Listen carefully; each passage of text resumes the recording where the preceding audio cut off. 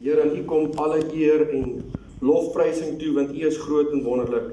Here, ons kan vir U net dankie sê vir al die seëninge in ons lewens. Dankie, Heer, vir die reën wat so geval het hierdie week. Heer, dankie vir gebede wat verhoor is. Ek wil vra, Heer, dat U met ons sal wees in hierdie uur. Maak ons rustig, gee vir ons asseblief helderheid van verstand en lei ons deur die Heilige Gees. Ek bid dit in Jesus naam. Amen.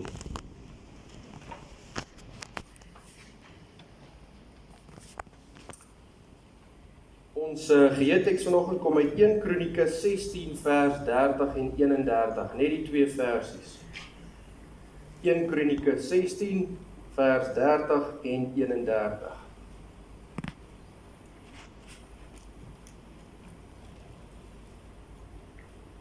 Ek wil hoor hoe blaai daai blaadjies deur. Mens kry nie daai gevoel op 'n iPad nie. 1 Kronieke 16 vers 30 en 31 en dit lees soos volg. Beef voor sy aangesig, o ganse aarde. Ook staan die wêreld vas, sodat dit nie wankel nie. Laat die hemele bly wees en die aarde juig, en laat hulle onder die volke sê, die Here is koning. Tot sover. Daar sê, dankie. Dit was 'n rowwe week gewees. Ek sê nou net vir Robin hier agter, ek sê ons hele gesinnetjie was lekker siek, so die keelkrap maar so verskoon maar. Ek so 'n slukkie water hier of daarvan. Maar die Here is goed, ons is daarin weer terug. Ons voel bietjie beter, so ons prys hom daarvoor. Volgens se praatjie, die Here is koning. Catastrophic climate doom loops could start in just 15 years, new study warns. Climate tipping points such as the loss of the Amazon rainforest or the collapse of the Greenland ice sheet could come within a human lifetime, scientists have said. The doomsday clock that has been ticking for 77 years is no ordinary clock. It attempts to gauge how close humanity is to destroying the world. Hy was nou onlangs glo gestel op 90 sekondes voor middernag. Wat beteken middernag beteken ons kan nie meer op hierdie aarde woon nie. Are we all doomed? How to cope with the daunting uncertainties of climate change? How a nuclear war would kill you and almost everyone else. So iemand my saamstem as ek vir julle sê dat die wêreld tans met vrees belaai word.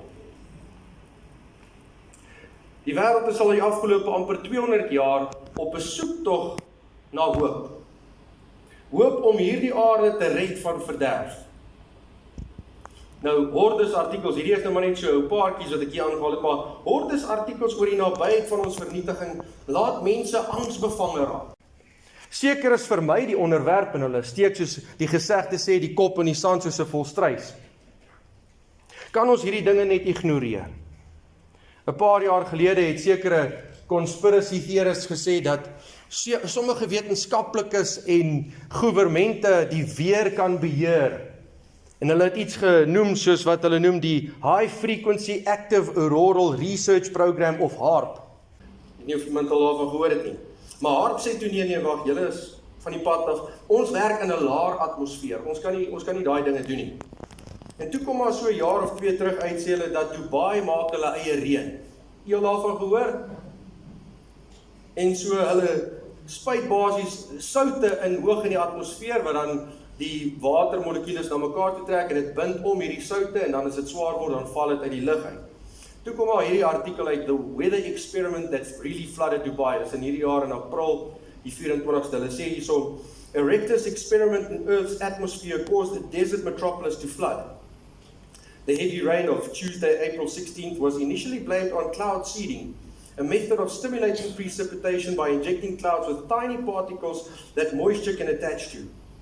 Those droplets then merge and multiply. As the waters receded, however, a more disturbing explanation emerged.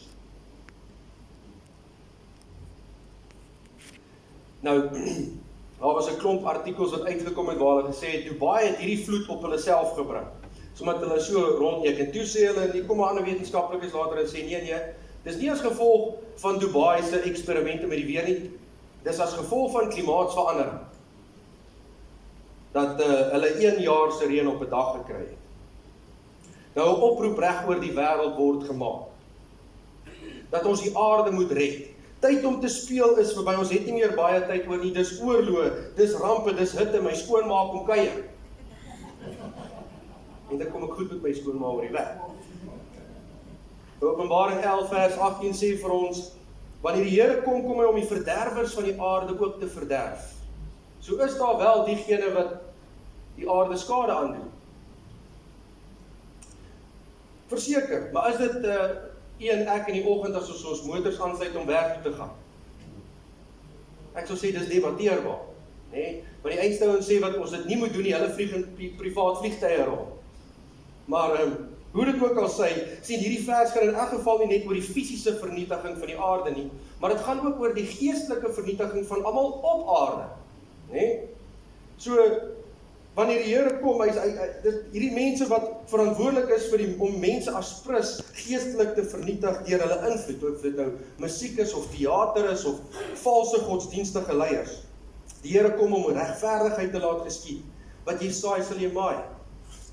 En die hoofvernietiger van die aarde in elk geval is Satan en sy engele. Hy self het altans ook 'n mate van mag oor die weer, en ons hoef slegs net na Job se verhaal te kyk om dit te sien. Die seuns en die dogters was besig om te eet en te drink in die huis van hulle oudste broer, toe daar met eens 'n groot wind oor die woestyn kom en die huis aan die vier hoeke gryp en dit op die jong mense geval, sodat hulle gesterf het.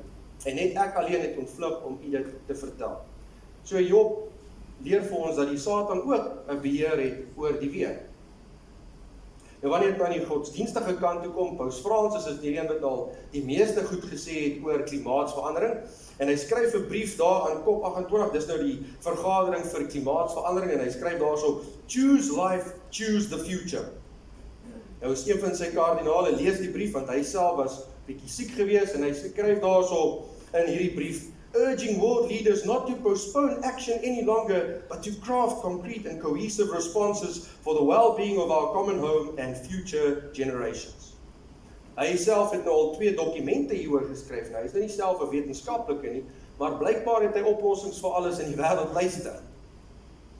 Die wêreld soek nou na oplossings. Sommige wetenskaplikes dink daaraan om weerkaatsende stof hoog bo in die atmosfeer te los, wat dan sodoende die son se strale kan terugreflekteer terug in die ruimte in. En dan kan hulle die son so 'n bietjie verdof. Maar hulle sê dit kan ook moontlik 'n impak hê op reënval en plante groei ensovoorts. Nou het sy dit aardverwarming, kernwapenoorlog, pestsiektes of wat ook al die grootste bekommernis vir die dag is in die wêreld se nuus. Wat sê die Bybel oor hierdie onderwerp? Wat sê die woord van die Here oor hierdie onderwerp, oor die aarde se vernietiging? Ons kry daarso in Genesis 3 vers 17 en aan die mense het hy gesê, omdat jy geluister het na die stem van jou vrou en van die boom geëet het waarvan ek jou beveel het om nie te eet nie, vervloek is die aarde om jou onwil. En ek wil vir julle sê dat toe Adam deur te sondig die bestuur van hierdie aarde oorgegee het aan die Satan, was hierdie aarde reeds verdoem. Want die aarde kry toe 'n bestuurder wat niks vir lewe voel nie, maar selfsugtig is. Maar ten spyte hiervan, ten spyte van hierdie dinge, gee God aan ons die volgende belofte in Genesis 8, nadat die vloed plaasgevind het, Genesis 8 vers 22. Van nou af sal al die dae van die aarde, saaityd en oestyd, koue en hitte, somer en winter, dag en nag nie ophou nie.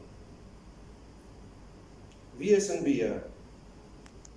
Ja, soos ons gesien het, daar is al wetenskaplikes wat wel invloed op die weer dalk het. Dis nou al in die algemene kennis. En die aarde word besoedel deur baie dinge, munisipaliteite wat riool in die riviere pomp.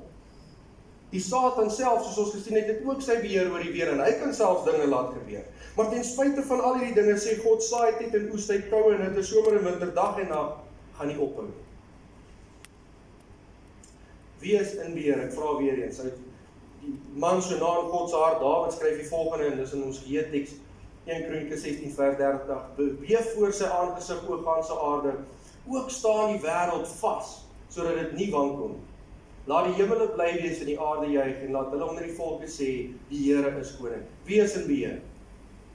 Die Here bly in beheer, né? En maak nie saak wat ons hierdie dinge sien nie, God is steeds in beheer. Maar gaan die wêreld soos dit ons tans ken wel vergaan? Ja, Petrus gee vir ons die antwoord daar in 2 Petrus 3 vers 10 en vers 12. Hy sê, maar die dag van die Here sal kom soos 'n dief in die nag, waarin die hemele met gedruis sal verbygaan, en die elemente sal verbrand en vergaan, en die aarde en die werke wat daarop is, sal verbrand. Julle wat die koms van die dag van God verwag en verhaas, waardeur die hemele deur vuur sal vergaan, en die elemente sal brand en versmelt. Hierdie sondige wêreld kan nie voor 'n regverdige God wat die sonde verafskie net voortgaan nie. Let wel, God verafskie nie die mens nie, né? Maar die sonde. En dis hoekom hy ook vir Adam gesê, laat die aarde op vervloek wees om jou ontwil. Nie laat jy vervloek wees nie. Het ons nodig om bang te wees? Het ons nodig om te vrees? Jesus sê vir ons die volgende in Matteus 24 vers 6, en julle sal hoor van oorloë en gerugte van oorloë. Ons almal ken hierdie gedeelte. Pas op, moenie verskrik word nie, want alles moet plaasvind, maar dit is nog nie die einde nie. Want die een nasie sal teen die ander opstaan en die een koninkryk teen die ander. En daar sal hongersnode wees en pessiektes en aardbewings op verskillende plekke. Jesus sê die aarde gaan veranderings ondergaan, daar gaan dinge gebeur. Maar al die dinge is 'n begin van die smarte.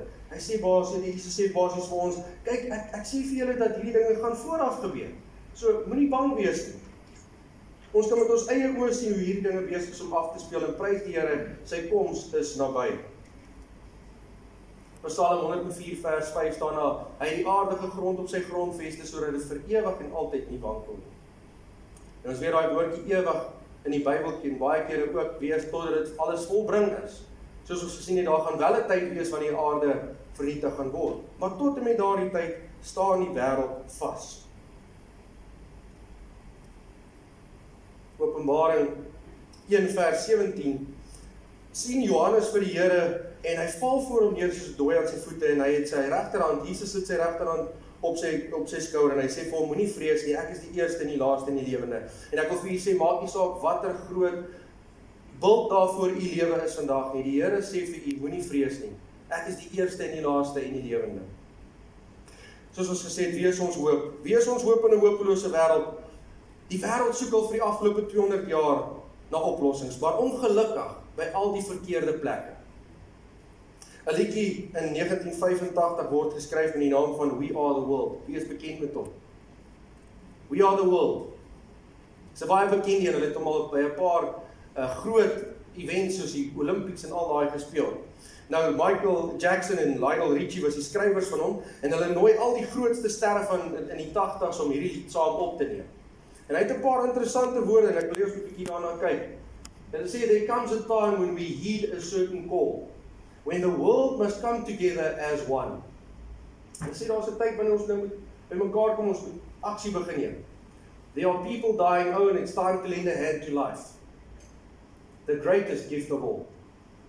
We can't go on pretending day by day that someone, somewhere will soon make a change.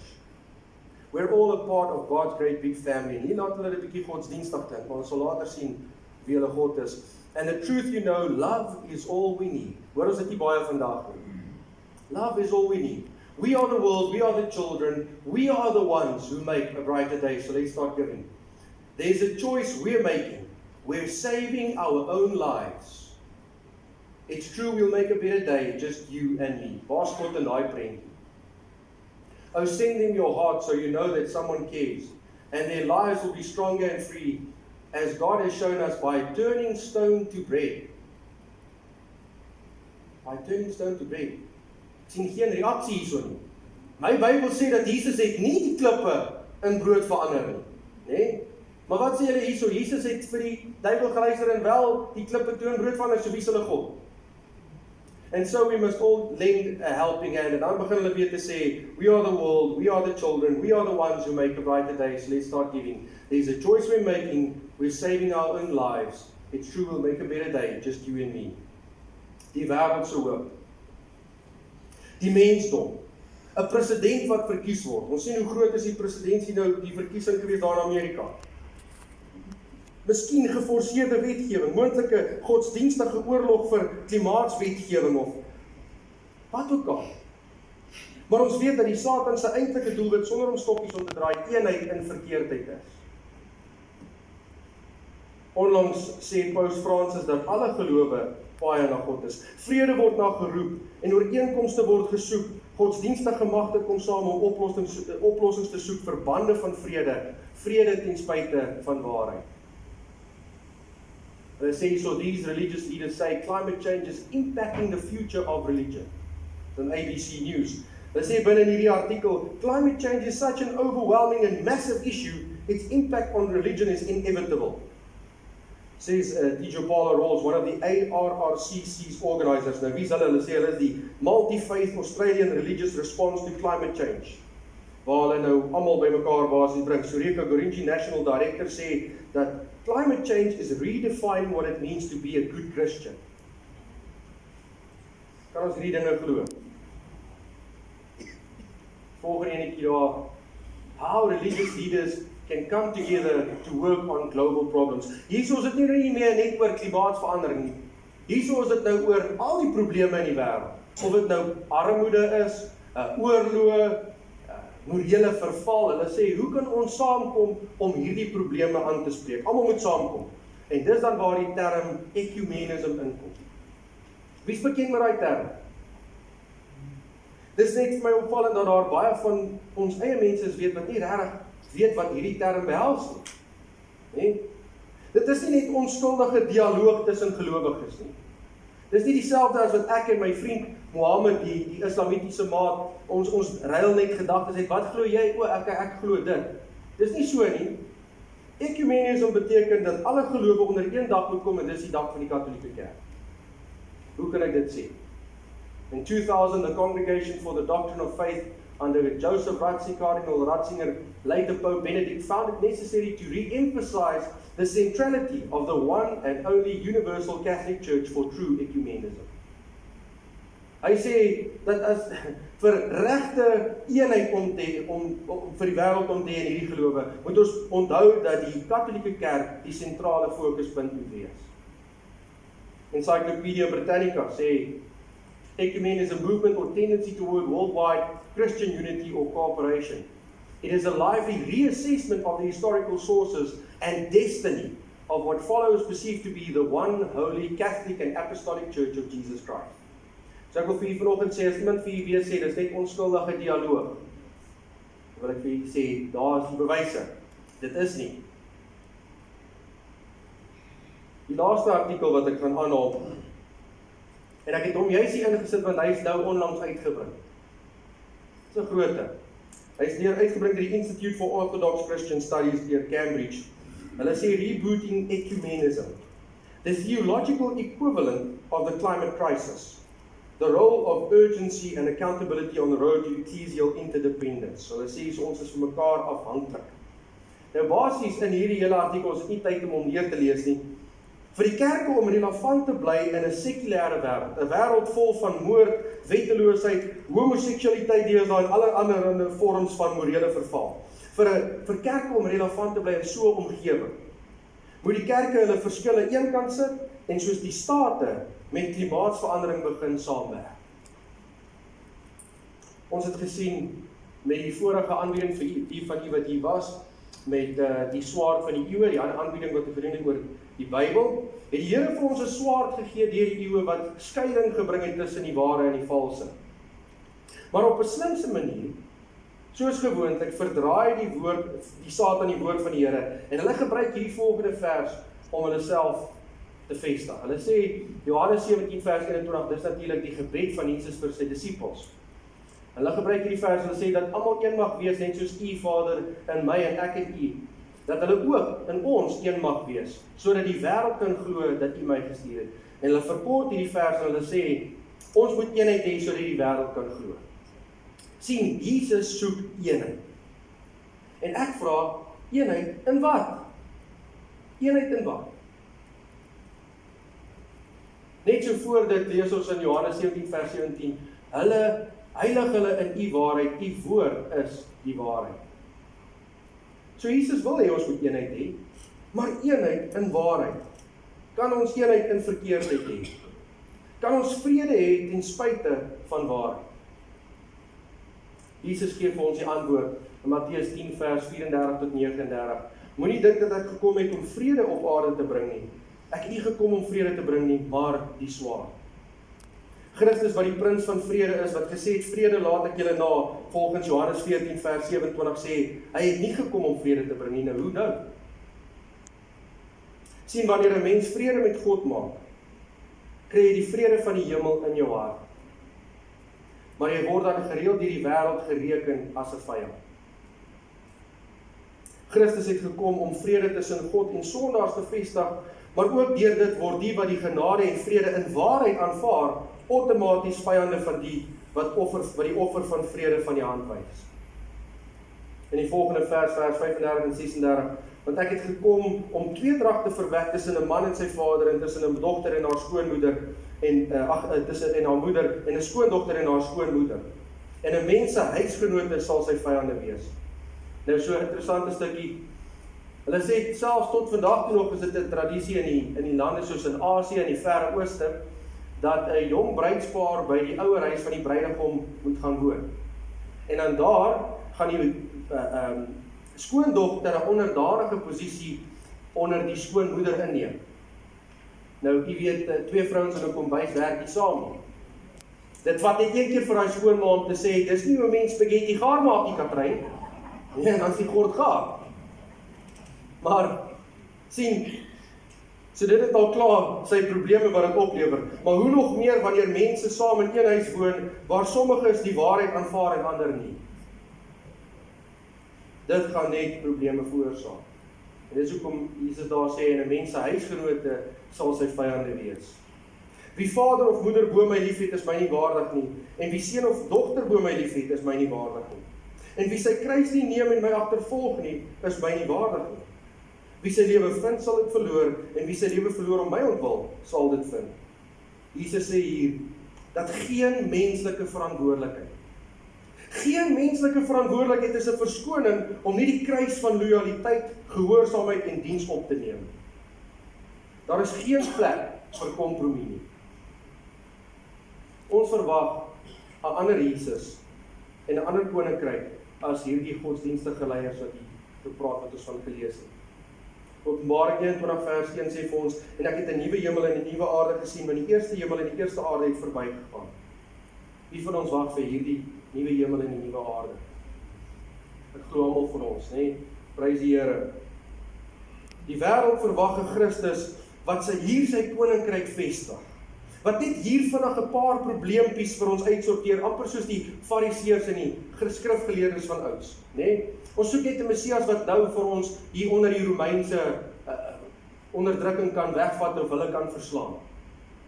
Die wêreld soek nie 'n Jesus wat sê, ek is die Alfa en die Omega en ek is die weg na die lewe nie, die enigste weg. Hulle soek nie 'n Jesus wat bekering van sonde spreek nie, maar slegs liefde, min wetend dat die boodskap van bekering 'n boodskap van liefde is. Dus hierdie prentjie wat ek hier afgelaai het oor modern Jesus versus biblical Jesus. Modern Jesus preaches only love on love, gives you health and wealth, never says anything negative. Loved and accepted by the world, serves your will, not God's will, hates to offend you or others. Biblical Jesus preaches God's righteousness, gives salvation, hope, peace and joy, warns of sin, judgment and hell, en dis nie negatief nie, dis 'n positief, want hy is lief vir ons. Hated and despised by the world, exalts God the Father's will, offends the world with the truth. Besef ons, wanneer ons so deur hierdie dinge gelees het, dat profesie besig is om af te speel.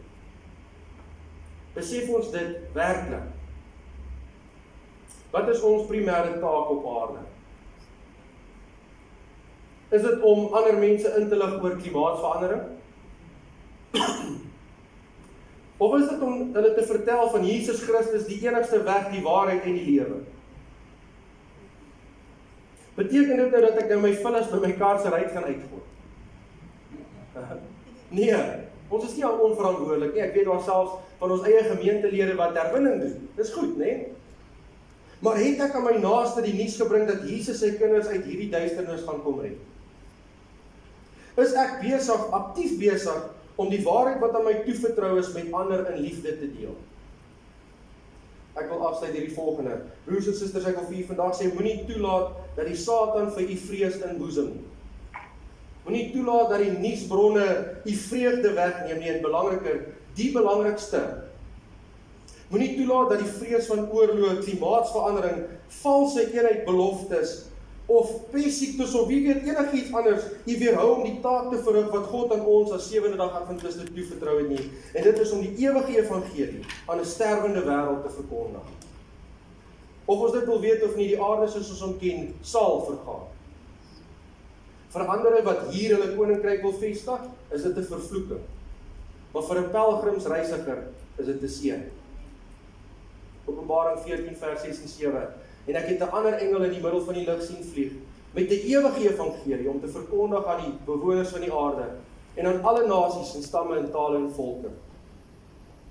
En hy het met 'n groot stem gesê, vrees God en gee hom heerlikheid, want die uur van sy oordeel het gekom, en aanbid hom, en ek het hier bygesit, soos hy aanbid wil word, wat die hemel en die aarde en die see en die waterfonteine gemaak het. Ja, laat die hemele bly wees en die aarde juig, en laat ons onder die volke sê, die Here is koning. Amen.